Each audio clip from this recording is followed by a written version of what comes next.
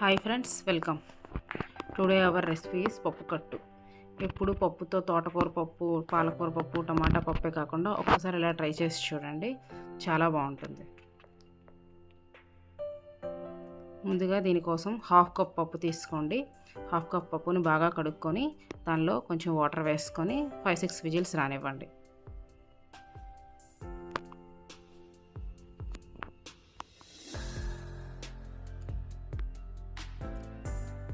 Cooker pressure పోయిన తర్వాత పప్పును కొంచెం చల్లారనివ్వండి. పప్పు చల్లారే లోపల మసాలా ప్రిపేర్ చేసుకుందాం. మసాలా కోసం ఒక మిక్సీ జార్లో 3 మీడియం సైజ్ ఆనియన్స్ని పీసెస్ కట్ చేసుకోండి. 4-5 ఎండుమిరపకాయలు, 2 టీ స్పూన్ జీలకర్ర వేసుకొని పేస్ట్ చేసుకోండి.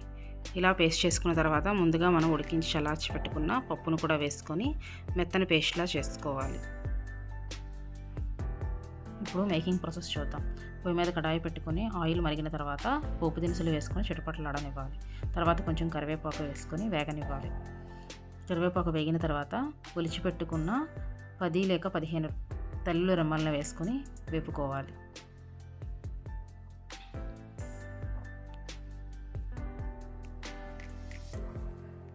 తెల్లుల్లి కొంచెం వేగిన తర్వాత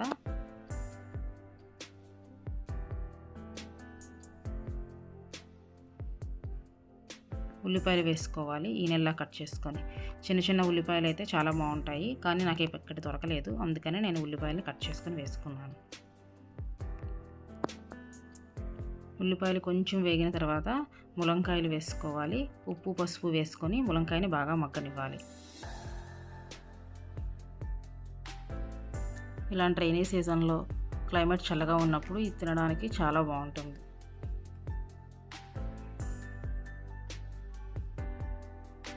ములంకాయ ఇలా కొంచెం మగ్గిన తర్వాత ముందుగా మనం చేసి పెట్టుకున్న మసాలా పేస్ట్ని యాడ్ చేసుకోండి.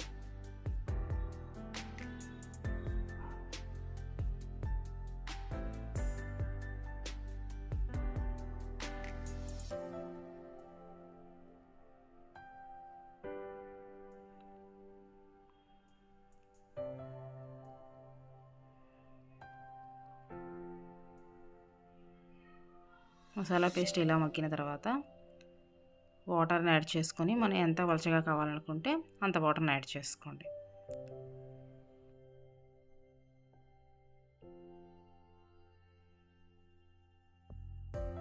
ఇలా ఒక మరుగు వచ్చిన తర్వాత మామిడి టెంకలు యాడ్ చేసుకోండి, ఒక 4-5. ఇది పూర్తిగా ఆప్షనల్, మీకు ఇష్టం ఉంటే వేసుకోండి, లేకపోతే లేదు. మీ టేస్ట్కి తగ్గట్టు సాల్ట్ని అడ్జస్ట్ చేసుకోండి. ఇప్పుడు మూత పెట్టి బాగా మరగనివ్వాలి. ఇలా మరిగిన తర్వాత ములంకాయ ఉడికిందో లేదో ఒకసారి చెక్ చేసుకోండి.